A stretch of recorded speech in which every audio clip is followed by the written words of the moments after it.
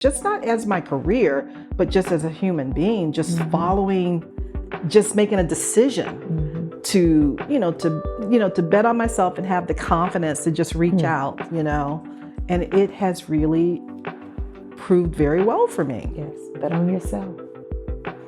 Bet on yourself. Bet on yourself. Hi, my name is Carol Rasheed. I'm a TV and film makeup department head. I'm going to be on I Do Film with Cardellia Hunter. Stay tuned. My next guest is Emmy nominated and listed as someone to watch by Variety magazine. She is still doing her thing with an incredible portfolio of work under her belt with so many shows on networks ranging from Disney, Nickelodeon, HBO, the ON Network, and so many more. Recently, she was the head of the makeup department for the upcoming feature film Color Purple, starring Halle Bailey, Taraji P. Henson, and Fantasia. I am super excited to talk to this phenomenal woman. I Do Film family, please have a warm welcome for my next guest, Miss Carol Rasheed. Thank you. Hello. So glad for you to be here with me today. I'm excited. Thank you for having me. Absolutely. I'm just excited. This Me is going to be too. really, really good. Look at this. I'm just ecstatic about it. Just to think, a few years ago, I think the first time we ever met was on Greenleaf. And then I've had the opportunity to be in your presence and have great conversations. But, before we get into this conversation, I have this little icebreaker called This or That. You ready? Oh, yes. All right, good. Doing makeup for your clients or for your friend? Probably doing makeup for my friends. Brains or beauty? Oh, definitely brains. Natural face or a beat face? Natural. Makeup for TV or for film? You know what? Makeup for TV and for film is slightly different, but I kind of like them both about the same. Okay. Yeah. The color purple or the color yellow? The color yellow is my favorite color, but I also like the color purple because it's a strong color. It is. The I Do Film. That's our logo. Yes. Absolutely. Finish this sentence. If I wasn't doing makeup, I probably would be doing some type of social work to inspire kids. Yeah, interesting. Very interesting. Yeah. Yeah, good to know. So listen, anyone can say that they're a makeup artist, but you're a professional makeup artist. Right. How did you get to this point? Oh, Lord, how did I get to this point of being a professional makeup artist? You know what? Honestly, I got to this point, I can't say by accident, but I didn't set out to do makeup for television. I didn't even know that there was such a thing. I didn't consider it. I wasn't thinking about that. I just wanted to do something that was in the entertainment business that was fun. And I thought that, going to school for cosmetology and barbering, that would be my way in. Who knew? I didn't even think about makeup, to be honest with you. I kind of started doing makeup when I was about 19 at a department store behind the counter. And the only reason I ended up in that job is because I started out working in the dress shop and then realized quickly that if I worked in the makeup department, I could make commission. So it was all about trying to make more money for me, get out the dress and get over into the cosmetics department. And actually that is probably what really fed my mind about doing makeup, but doing makeup for entertainment came along a little bit later. Yeah. What department store was it? It was called Moss Brothers. It was in Florida. At the time, I was born and raised in a little town called Winter Haven, Florida. And I went to work for, back then, this was considered like an upscale store. I went to work there, got a job working in the dress shop, and ended up, applying for this job in the makeup department. And I guess the rest is kind of, I guess that's kind of history, as they say. Yeah. But it was a long time coming, right? So I did that probably when I think I was around 19, and I really got involved with the television and film industry in my 20s. Okay. Because at what point did you realize that you could do makeup? When I really realized that I could do makeup is when I went to work for Disney in Florida. I was working, before going to Disney, I had gotten a job working for an insurance company. and I was the operator. So I took all the calls in that came into the insurance company.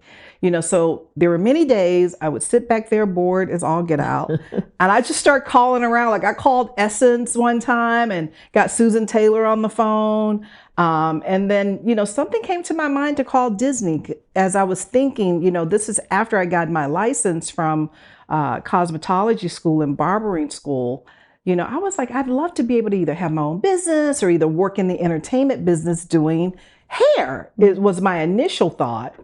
And so called up Disney, to see if they had, hair people. I said, they got entertainers out there. Maybe they would have something available. Called on the phone. Back then, they patched me straight through to the department that would hire for their wigs, okay? Because they had, during the time, they were doing all the parades and things like that at Disney. So I ended up getting an interview to go and interview with them to work in the hair and makeup department is what they called it. At the time, this is back in 1989, I think, or 1990. And I ended up getting hired. Wow. Just by picking up the phone? Just by picking up the phone. Cold calling, ended up getting hired to work in the hair and makeup department, but primarily during that time when I worked at Disney, they were building the MGM studios, which I still didn't even register in my mind that I would have an opportunity to go and work in TV. So I started out combing wigs and doing makeup for all the entertainers that were in the parade. And during the time when they finished MGM Studios, I was still working there. A lot of the shows that started to come there, like the first year of The View, they came there. Regis and Kathy Lee, I think at the time is who was on. So all these shows started to come. And some of the, Black entertainment that they had wanted to see Black representation back then. And they requested it. So I ended up, working with Star Jones back then. When they came with The View, she was with The View at the time. And that is what really opened my mind to the possibility of being able to do makeup for television. That's how I got involved. Like I kind of fell into it. Like I didn't go there initially thinking, oh, I'm going to go and get a job, working in TV and film. But that's what it ended up being. Wow. Just by that. So one thing led to another. I worked at Disney, and then Disney, that job led over to another job over at Universal. During the time when Nickelodeon was coming to put their main studio there. So I ended up working with Mark Summers. He was doing this show called Double Dare at the time, way back. And I worked with Mark, and that was a great opportunity because Mark was very instrumental in me being able to get hired on at Nickelodeon full time as the hair and makeup department head. Again, I'm still not really even realizing that these doors are opening. I see that they're opening and I'm all happy, but that really was the foundation for my career to start really gaining ground with working within the television and film industry and kind of leading departments. So I did that for a few years, ended up leaving that and putting in for the Home Shopping Network. Back in the late 90s, started looking, they sent out requests for proposals for people to come in and oversee their hair and makeup department. It was a 24-hour-a-day, 7-day-a-week operation. So I think that they sent out about 25 requests for proposals at my understanding. They narrowed it down to I think 5 people, and they narrowed it down to 2 people. Out of the 2 people, I was one of those people. Wow. I ended up getting that contract for 3 years. It was a $250,000 contract for 3 years. So you were definitely destined for where you are today. I think so. Absolutely. Because these days and times, you can't just pick up the phone and call and get cold called and get pushed through. And also, you went to school, cosmetology, professional training. It's a different ball game now. We have a lot of the newer generation that don't think that they need professional training to be in film and TV. True. As a makeup artist, they have tutorials on TikTok and YouTube. Is YouTube University a proper way to train? I think there's a place for everything. However, I think with the industry, how it is today, it is absolutely, to me, better to get trained by a professional, and get the professional training, because I think makeup is just a small percentage of what is required to work on, to work within the television and film industry. Is so much more that goes into it. It's more than just painting a pretty face. Makeup artistry and training is so critical because it can make or break your project, honestly. If you have a situation where, you're supposed to have, somebody that is looking near death, right? You don't want them to show up with red lips on. Like I'm popping. Right, exactly. But I think that if you don't really understand how makeup is really telling part of the story from a makeup perspective, so it's helping to support the producers, the directors, the project as a whole, so it's critical, for people and makeup artists that are coming out today to understand that it's not just about painting a pretty face. Makeup can really tell the story of everything. It can tell the story of death. It can tell the story of sadness. It can tell the story of happiness. You know what I mean? So all these emotions really is transferred through the artistry that you do. Right. And so I think that's the difference from learning, say, on YouTube and learning on, and doing Instagram makeup. And there are a lot of people that call themselves makeup artists. Right. But I think a true makeup artist, you're going to know how to do special effects. You're going to know, you're going to want to know how to age somebody if they need to be aged, with products. There's so much more to it than that meets the eye. And that's why I try to tell people, if you want to be a makeup artist, you really do want to get properly trained in all those areas. Yeah, because I can imagine that, that's a career on set that you never stop learning, that you're always taking different courses to learn how to make somebody look halfway dead, or absolutely having a disease that it needs to come across over the face of some sort. Absolutely. If somebody has cancer, they go bald. Yes. Well, as a makeup artist, you need to know how to do a bald cap. Wow. You know what I mean? And then paint all the necessary things that will make that person look like they have a disease. There's so much more that's involved in makeup artistry, that I feel like in today's world, people are kind of missing sometimes, when they call themselves a makeup artist. I mean, honestly, you can find anybody that can go and paint a pretty face. Yes. Right. But I think when you get into, making somebody look like a character that would be on Star Trek, with big prosthetic pieces, it's just important to have an understanding of that. Yeah. So when does the makeup artist get pulled into the script? Is it because you're the makeup artist, like, we get pulled in very early on, like I'll speak to, something like, like The Color Purple, for example. When I initially interviewed for that job, I believe that I had probably at least 4 interviews for that position.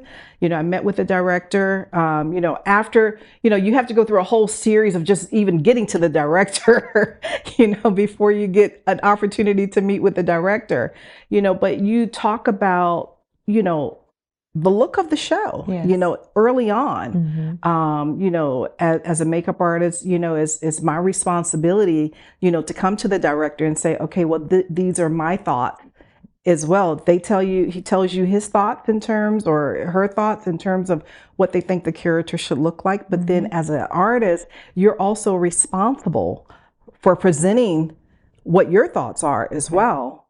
So it starts very early on when you initially get the script. I get the script first and I break it down. I look at all the characters that are going to be in there, and I come up with imaginative things in terms of what that character is going to look like. You take a movie like The Color Purple, where it's already been done before. You know what I mean? Correct. So at many times you're looking at what was it before, and how can you kind of stay a little bit in the vein, but make it different. Right. So it's early on that as an artist that you're going to. Since we're talking about Color Purple, let's stay on it for a minute. You were the head of makeup for Color Purple. Who faces will we see your work on? You'll see my work on Fantasia, which played the lead role as Celie. You'll see my makeup on Coleman Domingo, which is who played Mr.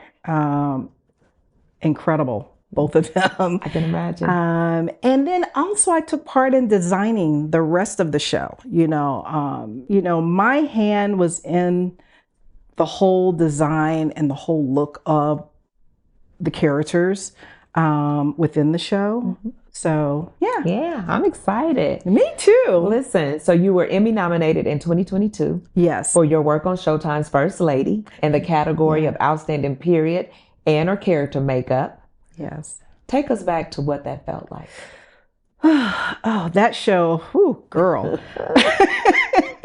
If I have to be real honest, that show was probably one of the hardest shows that I've had to do, because we went from the late 1800s all the way up to 2007. Okay. Yeah, because it was covering historical figures. Yes. Within the movie, we did Michelle Obama, Jillian, which was of course played by Viola, yes. And then we did Gillian Anderson, which played Roosevelt, yes. And Michelle Pfeiffer played Betty Ford, which was incredible. I'm shocked she didn't get nominated for something for her role. Of course, they all had personals. Yes. However, I was over the entire show, yes. With all the guest stars and stuff that we had come in, and it was tough because we had to get facial hair, yes. that worked back in, that we're in the 1900s, all the way up to 1930s, 1940s, 1960s. All the makeup and hair had to match those periods, all the way up to the current time, which was 2007, which was the Michelle Obama era. Okay. So it was a lot of research. I had a huge team on that helped pull all the pictures, because when you're doing something like that, where you're doing something that's already cemented in history, you have to make sure you're getting it right. Correct.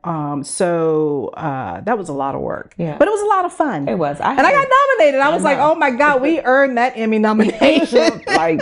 like can't take that away from me. I had the opportunity to go on set when Viola Davis was playing Michelle Obama, and I think it was at like the school scene. Maybe they was in the cafeteria or something. Her face expression just blew me back. Yeah, the way she kind of held her mouth and everything, and I did a double take, and I was like, wow, somebody got her like down packed on it. So I can imagine all that went into it, and didn't even know that in order to go back to a period timepiece, what all it takes to get into it, just to make sure that it's a lot. Like you said, you had a team. I had a whole team. And of course, again, on that project, Viola had her guy, what is her makeup artist name? I forget his name, but he's incredible. But but we collaborated, like you collaborate in terms of, what the look is going to be, what the look was going to be for Viola, because I had to do we had to make the younger the younger Michelle Obama reminiscent of looking like the older Michelle Obama. Mm-hmm. So there's a lot that goes into it collaboratively, from makeup to hair to costumes, to looking at past pictures. I know in one of the scenes where Michelle Obama, I think back in the 80s, I think like 1987 or something, she had braids, so the hairstylist that was the department head on that, she had to go and create a wig that looked like, Michelle Obama's hair back in the 80s, so all that goes into play when you're, coming up with something to do that you're duplicating from a past time. Right. So I'm going to say this to my audience. Listen, learning on YouTube and TikTok, that's not it. That's not the professionalism. You got to come on and hone your craft and study and be able to get on sets and then just keep learning about all the tools of the trades. So Yeah, that's critical, yeah. honestly. Learning, not just learning the skill set, but also learning how to communicate with your actors, learning how to communicate with the director and the producer, and keeping everybody happy with what you're producing. It's really critical. Again, it's a collaborative effort when you're doing any type of project that's, related to TV and film. Yeah. So do you think we will see an Oscar nomination coming in 2024 for The Color Purple? Got our fingers crossed. Absolutely. It's coming. Absolutely. We're going to take it.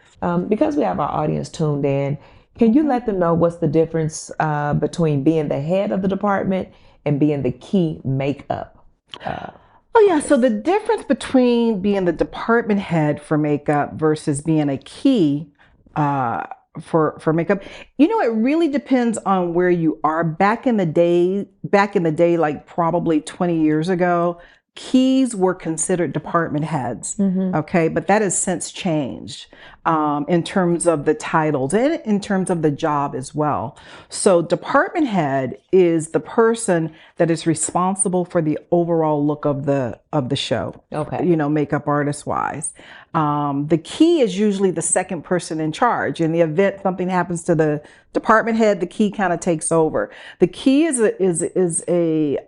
the second person in charge on the team. And there are different jobs that each person does. Like, with my key, I may sit down with my key and have my key help me put my team together. Although I come to the table with, okay, I want this person, I choose my key, and then my key and I will sit down and determine who the rest of the department is going to be. Okay. Every department head does it differently. Right. That's just one of the things that I do. Like my keys are very instrumental in helping me run the department. I deal a lot, generally with the directors and the producers and getting the look in terms of what they want. Anytime there's an issue, I'm that person. Okay. The go-to person.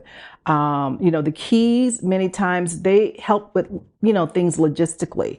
But again, it depends on each department head kind of determines what their key is going to do. I know some department heads that they do on the call sheet, they do the main actors 1, 2, and 3, right? And the key in the department does everybody else. Okay. Right. So there are varying layers. It depends on the type of show that it is. It depends on the responsibilities in terms of what the key is going to do versus the department head. But I generally work very closely with my keys that I hire. So I tend to hire keys that could be a department head. Okay. Because I want to see, I try to hire a team where they're going to be moving up. You know what I mean? I hire people that I want to pour into. And I get poured into as well. It's, again, a collaborative thing. Hopefully that explains what a department head does versus what a key does, But if you're coming in, you're going to be that PA. So, you're not coming straight in to be that makeup artist, but come in. No, it takes you get that opportunity, though. It takes years of working, though, to work your way up. Yeah. And so... I always try to hire on my team, like I'll have my key and then I have the next person after the key, which is considered the third. And then, and so on and so forth. You may have a person that's running background. That's your background person. And, depending on how big the show is, many times, I know on the First Lady show, I had a PA that all the PA did. She was a makeup PA. She thought she wanted to be a makeup artist until she worked on that show and she changed her mind. She was there a long time, right? Because she realized that it wasn't that glamorous. I mean, but she learned a ton of stuff, and at the end she came up with the fact that, for her, she said, Miss Carol, there's no work-life balance, but that's a part of the work. Yeah, you have to know. People need to know that when they're coming into the television and film industry, it's a lot of hours. Yeah, it's a lot of time. So you have to be passionate about it. Yeah, absolutely. What's been some of the most dramatic or challenging makeup that you've done? I think one of the most challenging makeups that I've done was when I did I did a movie years ago, based on the story of the TLC, the group TLC. And I had to kind of transform Little Mama, which is who played, she played Left Eye, Yes. which, which of course, we lost. And so it was really critical for me to make sure that that look was on, so having to do, the, kind of a drag look on her. And just that work was very difficult for me, to, do that. I wanted to make sure all her tattoos and stuff were in place, because you're representing somebody that is, that is passed. Yeah. So it's just like paying homage to And them. so it was a lot of research and a lot, to go into that. And also I think on the Color Purple, I think those two shows have really made me really pay attention. Yeah. Marlon Wayans talk about when he was in White Chicks, and it took up to 7 hours to get him to look like the white chick. Absolutely. Is that kind of equivalent to what you had to do, I would say, on the Color Purple, because you had to make them look older? Well, I think, as time evolves, you find different ways to make things quicker, and perhaps, during the time when Marlon Wayans was playing, White Chick, I think as time has gone on, makeup has improved a lot, so you can do things a little bit quicker. But there are special effects makeups that do take that amount of time, but I try not to. I was about to say, is that something you would want to do? I try not to go do that myself. I try to really, specialize. Well, that's the great thing about being a makeup artist too, is that you kind of find your specialty that people that you're known for. I get called many times for, when people want to have a department that is well run, that they know is professional. Sometimes I may be dealing, they may have dealt with, somebody that was maybe a diva, before. If I'm coming on a second season or a third season or something like that, they want to get somebody in there that they know can handle the actor. Yes. So, you get known for certain things. So that's kind of the lane that I think I kind of float in sometimes. But yeah, I don't particularly want to do effects where I'm working on the same subject for 8 hours. Personally, it's a great thing. It's great money, great opportunities, great creatively, but I kind of do what I know that I love to do. Yeah. Speaking of working with divas, I'm sure that you've had some in your time span. I'm not going to ask you to name any of them, right? Because we're still in this industry. Yeah. But difficulty, how did you handle it? Honestly, I think I handle everything kind of with love. That is in learning how to disarm the person that's difficult. I think so often, that comes from a place of maybe insecurity. And I think that when I've had to approach them in a way, and I know that they've been called difficult, or that they've, people don't want to work with them or whatever, I've had very good success of disarming them and helping them to understand I'm there for them, to help support them, to help them be better, to do the job, to, to help raise them up. And I think sometimes it is, for me, I can't say that it's always been easy, but it has always worked for me, to the point of where, I've gone with a difficult actor, and then all of a sudden they like, want you, huh? the next season they're asking for me by name. Yes. So it's really, I think it's really about, just, not yourself having an ego, and just really being there to serve. And I think once they understand that and they can feel that, you disarm them. So that's what's worked for me. I guess it's different for everybody, but that has certainly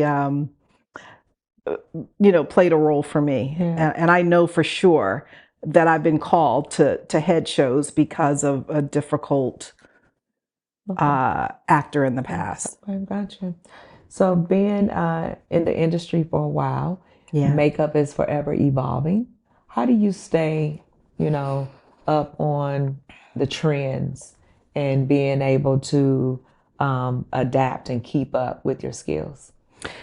I'm constantly learning, honestly, and I don't know if I really follow the trends of makeup because I most of my time is spent specifically in television and film, so I'm generally working on a character, and I think the trends really kind of go with I don't know if it kind of goes with Instagram or new media. I generally, the trend for me is what is the project about? You know what I mean? So if I'm working on a period project, then that's the trend. If I'm working on something where it's contemporary, and then I make the makeup contemporary. But makeup is always evolving. There was a time, I think back in the 90s, where everybody was wearing the heavy brown lip pencil, and you know what I mean? So things do evolve as time goes on. I like to give opportunities to up and coming artists because I find that, even though I'm pouring into them information, they're also pouring into me. Right. I mean, I think that's really given me an edge over the years is that I hire people that may just be doing something different. And I want to learn it. Yeah, and they want to learn my way. I want to learn their way. That's smart. So it's so I like working with, fresh talent. Right. So is there any specific TV or film show that you would like to add to your portfolio? You know what? I think I'd like to do. Over the years, I've said, I don't want to do horrors. I don't like that genre. But I think as time has gone on, I'm like, you know what? It would be nice to do a horror film. You know what I mean? Do something where there's blood and lots of blood and and stabbings maybe and gunshot wounds all the time. And I just have kind of shied away from those things, but. I've done so much other stuff. I think this is something that I need to. Because I was about to say, would this be challenging to you? I think it would be. Yes. You know what I mean? Only because I would have to train my mind to not, look at somebody getting stabbed and think, oh my God, even though I know it's makeup, you know what I mean? Not want to have to try and go and stop it, yes. So I think that might be a little bit of a challenge for me, not just from the actual application of doing the makeup, but just being in that space. Yeah, because it definitely would take you to another space. Definitely. Yeah. You know what? And I think early on in my career, I did a show where it was something dealing with demons or something like that. And I was just like, yeah, demons gonna get you tonight. Exactly. I'm like scared to go to bed at night. So, I just decided early on that I really didn't want to do that kind of work. Yeah. So tell me, what is it about Carol Rasheed that makes productions want to keep hiring you? Whew, that's a good question. I to tell you the truth, I have been told, by productions that I just run a very professional department. I come in under budget. My team is professional. I'm professional. We handle the actors with professionalism.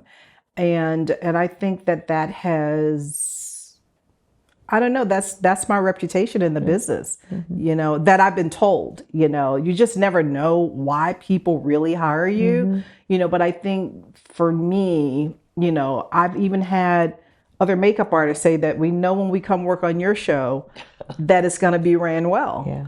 And I think that is the kind of reputation that I want to keep. That's, when I do my training classes, these are the kind of things that I share with people that you want to be able to, talk to the production managers and the producers and the directors, effectively. You want to be able to communicate well with them. I think that's one of my superpowers is being able to get what I need from the producers, from the directors, for myself and for my team.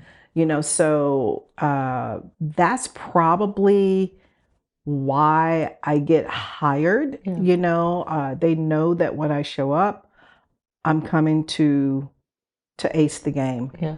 So what does it mean to come under budget? What does it mean to come under budget? To not spend money that you don't need to be spending. Okay. So coming on the budget, it's so interesting because I think that sometimes, I recognize that there are some things that you may not just need. Correct. Right. And so I'm one of those department heads that I get what I need for the show. They always allocate more money than you need anyway. Right. So I always try to stay within that realm, but I'll buy what I need to do the job. I'm going to buy what I need to do the job. I'm going to buy what I need for my team, whatever they need. But you can always do it, and come in under budget if it's not a ridiculous script. Sometimes you have a script, and they're asking for certain things, but as a department head, if you know that they don't really have the money to do that, it's my responsibility to go and say, listen, this is what this is going to cost. Am I able to do this? And they'll let you know, so again, it's about communicating, what the needs are. Yeah. Okay. Let's jump over to the educational piece of Carol Rasheed. Yeah. You have TV and film Makeup Academy. Yes. Right? Tell our listening audience about it, how they can seek you out for training. Yeah. And what made you even birth it? Oh God, the TV and Film Makeup Academy is something that I've wanted to do for a long time because I love education. I love giving back. And I want people to, to know and have a roadmap in terms of how I've been successful. And I can only do that by sharing it with other people. I think that's one of the reasons that I decided to do the TV and Film Makeup Academy. And I think also working and being in the position to hire people, there were times where I hired people and I realized that there were certain skill sets that they didn't have that they needed in order for them to be successful. And many times on set, that's not a place to try and train somebody because so much stuff is going on. And that's one of the reasons why, back in 2013, I came up with the idea. And then over years of just thinking about, okay, how am I going to approach this? That's how the TV and Film Makeup Academy was birthed. So we have a website, the TV and Film Makeup Academy.com is there. We have a small location down in Midtown here in Atlanta. Very cute little space. Yeah, cute little space. And I try to do, myself and my team, we do smaller classes only because I like for when people come to get the education, I want them to feel like they're getting one-on-one. Okay. So my classes are very small when I do classes. So I do classes on department heading. I do classes on, how to lay facial hair, how to age. Also, I talk a lot about the business side of the business because you really kind of need to understand that side, that portion of working within the television and film industry is what is the business side of it. That is what's taken me so far is understanding the business side of it, understanding that I need to stay on the budget, understanding how to hire the right teams, understanding how to deal with actors that are difficult. There's so many things that people don't realize that's a part of you being a makeup artist. And I specialize specifically working with makeup artists. That's my focus, is to get makeup artists trained in regards to how to navigate the terrain because it's not easy. Yeah. Any virtual training? I do virtual training as well. As a matter of fact, a lot of the, and we're going to be doing more virtual coming up in the 2024 season. So we are going to be offering, like our department head class is going to be virtual. Some of the classes that I do, particularly like laying facial hair, that's something that's kind of hands-on that you need to be there to do. Doing bruising, you kind of need to be in person to do those kind of things. Aging, you kind of need to be in person to do those kind of things because you learn from actually having hands-on. Okay, some techniques. Yes. Yes. So we're in the holiday season. What does the holidays look like in your home? The holidays in my home, well, it depends on if my grandkids are there. If my grandkids are there, I put up a Christmas tree, and make it smell nice. I bake for them, and we just have fun. Yes. If it's just my guy and I, he's really into, Christmas. Okay. I'm not a big holiday person, to be perfectly honest, but I do like to sit back and just be grateful and thankful for Yeah, being alive. I know. Come through. I like that. What's on your Thanksgiving plate? Oh, girl, let me tell you, some sweet potatoes. Yeah. I love sweet potatoes with the marshmallows on them. Mm. I'll eat some turkey, some dressing. Are you the cook? Are you cooking? No, my guy cooks. Okay. He does Okay. all. He's a much better cook than me. Okay. So I leave that up to James. But we have a nice Thanksgiving. We do cook. We cook for Thanksgiving, and we also cook for Christmas. Okay. And so, for Thanksgiving, we have the regular turkey dressing, with gravy, sweet potatoes.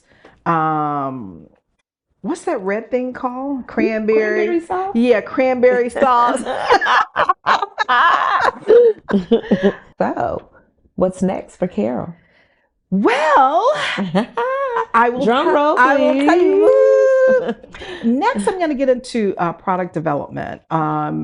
This fall, I am launching the Evolution of Rouge, which is a trio collection of lipsticks, paying homage to the color purple, Yes. because of course, it's a whole set of reds, similar to the ones that we used on the movie. So I'm looking forward to that. Yeah. And just, you said reds.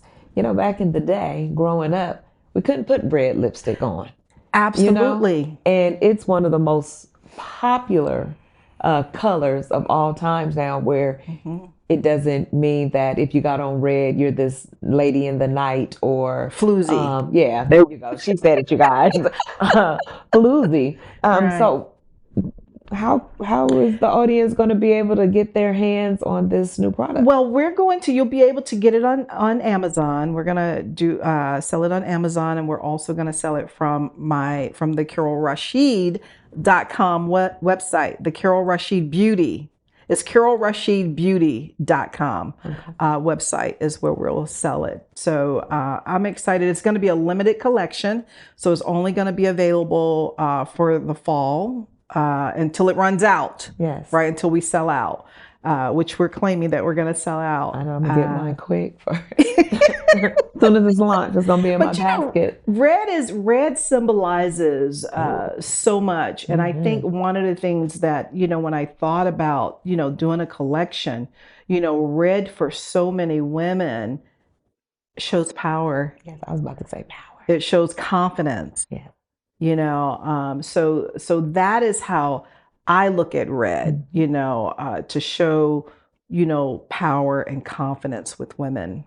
And I'm sure that that's what's going to come across that screen too with the color Yay! purple. Yes. What are your plans for the movie's release? Oh, what are my plans for Color Purple's movie release? You know what? I don't know. Honestly, I've not even thought about that. But I would guess that I'm going to be somewhere celebrating. Yeah, we're gonna have our purple on somewhere. We're gonna have a red. We're gonna have purple and red. I tell you, the one thing that I do want to do, because the team that I had on the Color Purple, I was talking to my guy about this last night. I really want to maybe host a party for my team and just invite everybody over, and maybe give them an opportunity to see the Color Purple and just celebrate, because a lot of work went into that film. The director on that film, Blitz Boswelli, he was just such a visionary, and just so supportive, and just being able to work with him and working with the costume designer and the hair team. It was a lot that went into that, trying to inspire my team, you know what I mean, for all of us to stick together and just get the work done. Yeah.